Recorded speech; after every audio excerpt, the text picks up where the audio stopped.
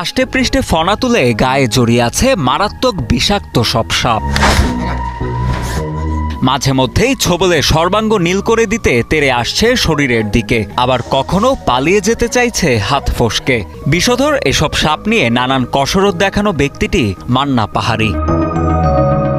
25 বছরে ধরেছেন 93 প্রজাতির 50,000-এর অধিক সাপ। ইতোমধ্যে সাপের কামড় খেয়েছেন 150 বারেরও বেশি। এই পর্যন্ত আমি বিভিন্ন প্রজাতির 50,000-এর উপরে সাপ ধরছি, এমনকি সাপের বাচ্চা তা গুনে কুলাইতে পারবো না যে কত হাজার। মান্না পাহাড়ির সাথে স্ত্রী 2 কন্যাও সাপের সাথে সখ্যতা গড়ে তোলায় নির্ভয়ে অনায়াসে তারাও ধরছেন সাপ। 30-40টা সাপ তো হাতে নিয়েছি, কারণ বেশিরভাগ সময় সংসারের কাজে ব্যস্ত থাকি, যার জন্য তেমন একটা ধরা হয় না। সেই ধরে বেশি, আমার বাচ্চারাও মাঝে মধ্যে ধরে এবং তারা সাপ নিয়ে খেলাও করে, তাদেরও ভয় নেই। মা বাবা ধরে তাই আমি ধরছি, ডরটা আমার ভালো লাগে, আমার কোনো ভয় নেই।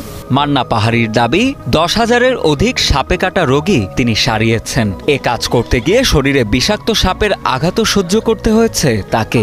বিষাক্ত সাপের দেখা পেলে সেটিকে ধরে বনে অবমুক্ত করেন তিনি। আর এই সাপগুলো দেশের একটা সম্পদ, আমি এই সম্পদগুলোরে মানুষকে মারতে দিই না, আমি এগুলোরে উদ্ধার করে তারপর মুক্ত করে দিই, যাতে দেশের সম্পদ দেশে থাকে। মান্নার জন্মস্থান বরিশাল নগরীর পুরান কয়লাঘাট এলাকায়। ভারতের আসামে সর্পরাজ বাতেন পাহাড়ির কাছে 13 বছরের ধিক্ষা নেন মান্না পাহাড়ি। এরপরই ফিরে আসেন দেশে। বর্তমানে বসবাস করছেন বরিশাল নগরীর পলাশপুরে।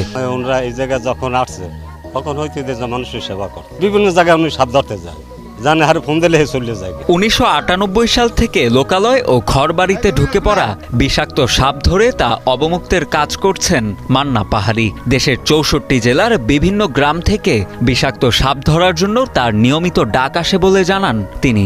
এরপর হাত দিয়ে সাপ ধরে তা ব্যাগে ভরে নিয়ে আসেন নিজের বাড়িতে, পরে লোকালয় থেকে দূরবর্তী বন জঙ্গলে অবমুক্ত করে দেন। আজ থেকে 3 দিন আগে কলাপাড়ার পাটুয়া গ্রামে আলম ব্যাপারী ওনার বাড়িতে পুষ্কুনিতে 3 দিন ধরে দেখতেছে খেলা করে। আমারে খবর দেওয়ার পরে আমি গতকালকের বুধবার 1:45টার দিকে ওই জায়গায় পৌঁছি। পরবর্তী দুজনই আমার হাতে আটক হয়েছে। সাপ ধরতে গিয়ে অনেক সময় টানা 4 থেকে 5 দিনও অপেক্ষা করতে হয়েছে তাকে। সবশেষ সাপের দেখা মিললে অবস্থান নিশ্চিত হয়ে কোনো রকম নিরাপত্তা ছাড়াই হাত দিয়েই ধরে ফেলেন সাপটিকে। তার দাবি গুরুর কাছ থেকে নেয়া বিশেষ ধিক্ষায় তিনি এ কাজ করে আসছেন 25 বছর ধরে। মান্না ভাই সবার উপকার করে, উনি খুবই ভালো, সাপ ধরানো সে খুবই পারদর্শী।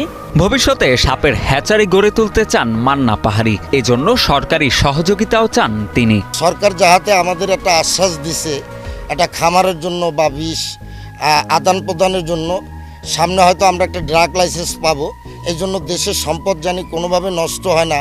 সাপ ধরার জন্য যে সকল এলাকায় যান সেখান থেকে বড় ধরনের অর্থ দেয়া হয় তাকে। এছাড়াও বিভিন্ন সময় অনেকের কাছ থেকে টেলিভিশন সহ মূল্যবান বিভিন্ন উপহারও পেয়ে থাকেন মান্না পাহাড়ি। ওই জায়গার মেম্বার আমারে বকশিস করছে ও এলাকাবাসী ধন্যবাদ জানাইছে।